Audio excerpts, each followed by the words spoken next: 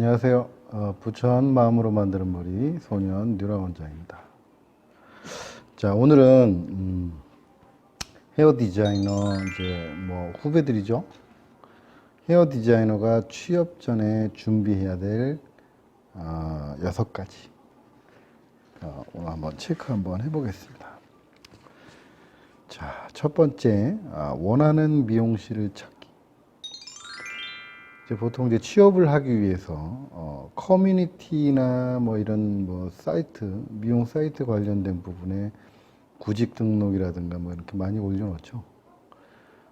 대부분은 이제 그렇게 합니다. 그래서 미용실에서 연락이 오거나 그렇게 해서 면접 날짜를 이제 잡고 그렇게 진행을 하는데, 한번 반대로 제가 원하는 미용실 또는 소문이 좀 좋게 난 미용실, 또 평판이 뭐 좋은 미용실들 많이 있잖아요.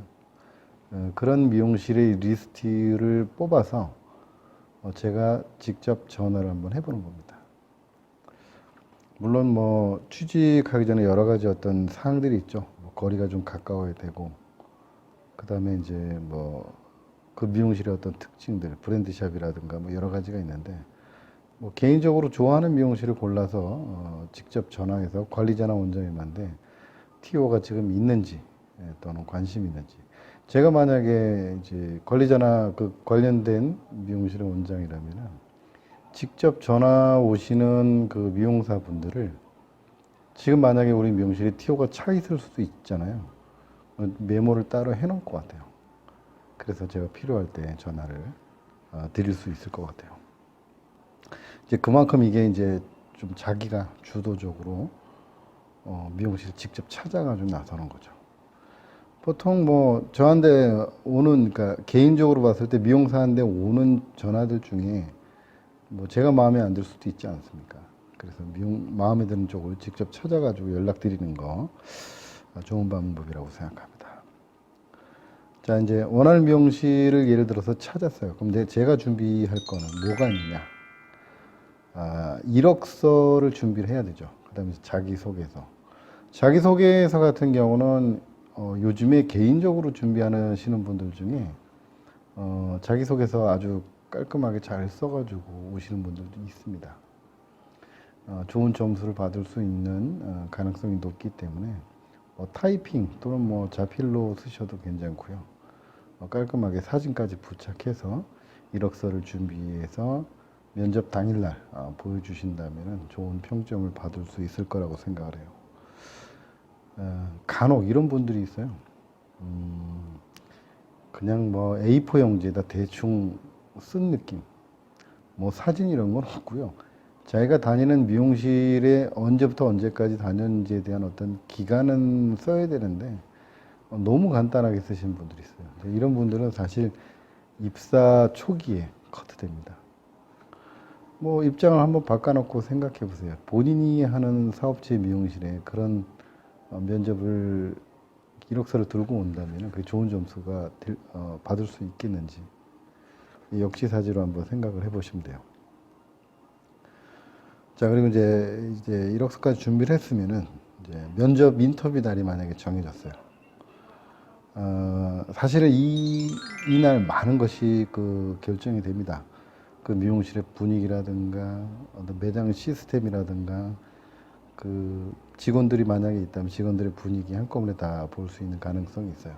그래서 우리가 그 질문하는 것들 중에 예전에는 금기사항 중에 하나가 급여에 관련된 부분이라든가 이런 거 질문을 못했던 과거가 있었습니다. 그러나 지금은 그렇지 않죠. 어느 정도 경력이 있으면은 본인이 받았던 급여에 준해서 자기가 받고 싶은 금액에 대한 부분을 정확하게 어필을 해야 되고요. 그리고 뭐 요즘에 최저임금에 대한 부분이 있기 때문에 급여에 대한 부분이 남는 거는 이제 걱정할 필요는 없는데, 제가 디자이너의 입장에서 본다면은 그 매장에 여러 가지 시스템들이 있지 않습니까? 그런 걸 한번 더 물어볼 것 같아요.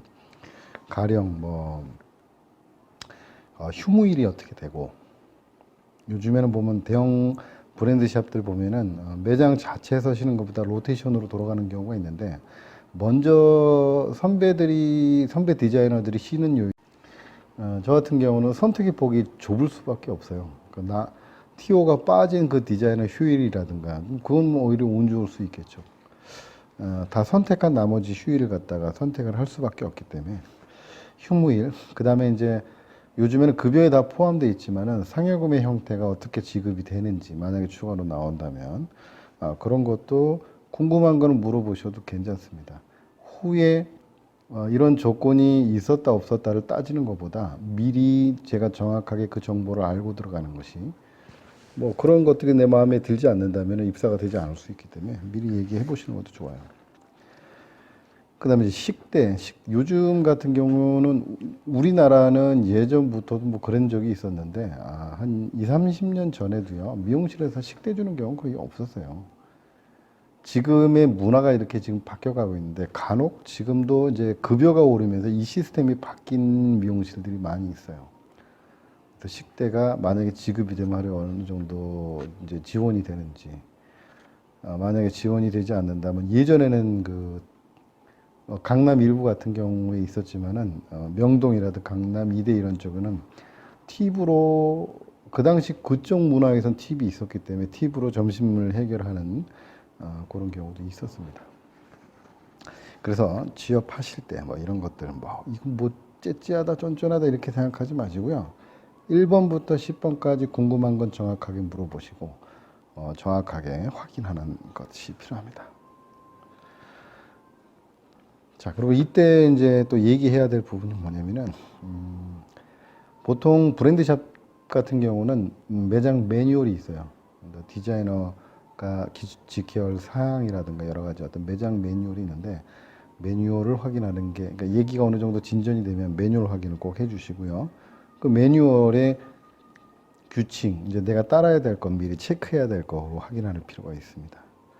그리고 신규 디자이너가 이제 입사가 되면 보통 제품이라든가 이런 부분 지원이 되는 제품들이 있는데 그게 어디까지 지원이 되며 기간이 어느 정도 되는지, 약품 지원이 어느 정도 되는지 이것도 필요한 게 있고요. 그 다음에 이제 이 마지막으로 원장님과 제가 개인적으로 여기 다 맞아 떨어졌어요. 이력서도 마음에 들고 다 마음에 들어요. 마지막에 가장 그 핵심적인데 이거는 입사하신 분들이 잘 얘기 안 하시는 경우들이 있는데 만약에 오너 쪽에서 얘기를 안 하신다면은 입사하시는 디자이너가 꼭 요것을 제시하시길 바랍니다.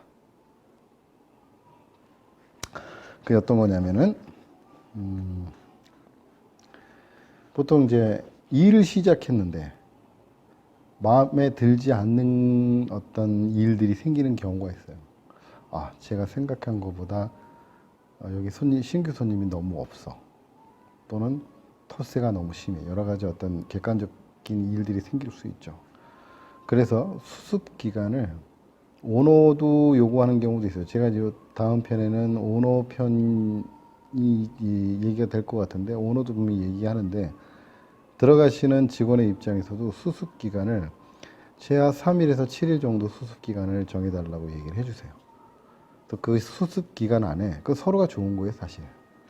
수습 기간 안에 어떤 문제가 생겼거나 원장님도 마음에 안 들 수 있고요. 저도 매장이 마음에 안 들 수도 있어요. 그래서 그 합의하는 기간은 3일에서 7일 정도 되고 만약에 이 안에서 서로 안에 불만이 약간 생겼을 때 나머지 비용은 스피아 비용 처리해서 나갈 수 있도록 합의하는 요 과정 참 괜찮은 방법이라고 저는 개인적으로 생각을 합니다.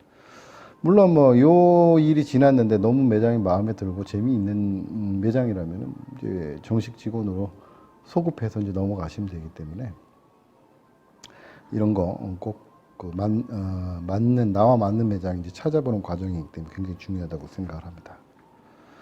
자, 이제 여기까지 왔어요. 그러면은 이제 일을 시작하기 전에 이제 근무 날짜 뭐 시작하잖아요. 근로계약서 작성을 합니다. 만약에 이거 오너 쪽에서 얘기하지 않으신다 하더라도요. 근로계약서는 꼭 작성을 하시기 바랍니다. 그 다음에 이제 5번째. 입사를 했습니다. 입사를 하고 입사 서류 3가지를 꼭 제출해 주시기 바라요.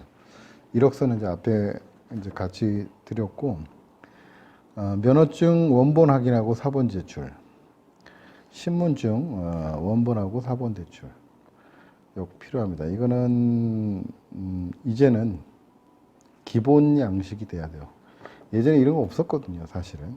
없었는데, 그렇게 하다 보니까 미용실이 성장하지 못하는 이유 중에 하나가 체계화되지 못한 이유가 하나 있습니다. 사람이 취업하고 나가고 이런 거에 대한 개인적인 자료라든가 이게 아무것도 없다 보니까 사실 어떤 문제가 생기거나 사고가 생겼을 때 대처할 수 있는 방법이나 수단이 굉장히 낙후돼 있다는 거.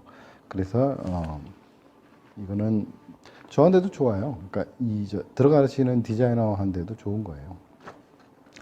자기네 어떤 신분을 갖다 정확하게 해주고. 이제 마지막으로 개인의 다 됐어요. 내가 출근을 해서 열심히 일을 할 거라는 이제 그 계획이 확실하게 섰습니다.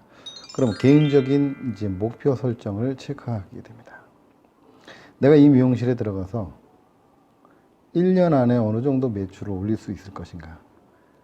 한두 달 하다 나갈 미용실 아니잖아요. 그거는 내가 들어가는 미용실한테도 예의가 아니고요. 본인의 발전에도 제어가 됩니다.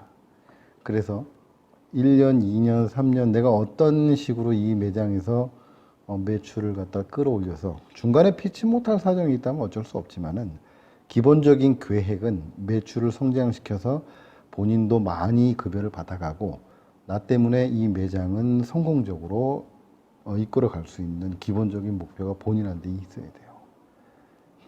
만약에 그렇게 시작이 된다면은 본인이 나중에 매장을 차리거나 관리자가 됐을 경우에도 훌륭한 이야기거리가 될 수 있다고 저는 생각을 해요.